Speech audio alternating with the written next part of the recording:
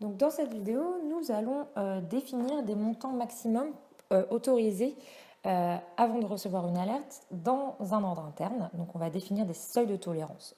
Donc pour cela, rendez-vous dans la transaction SPRO. Cliquez sur Guide de référence SAP et choisissez le menu Contrôle de gestion, Ordre interne, et ensuite on va aller choisir l'option qui permet de définir des seuils.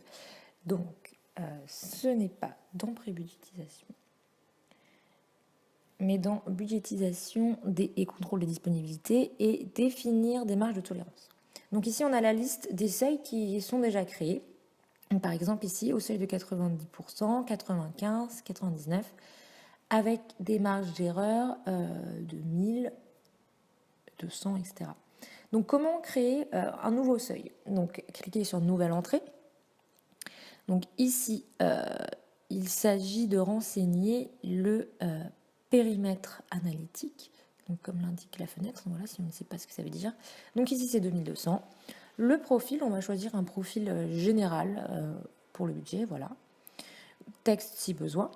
Alors, sur quel type d'opération cela peut porter? Donc, soit sur des demandes d'achat, des commandes d'achat, de la budgétisation, etc. Mais ici, on va tout prendre, et donc on va prendre tout groupe.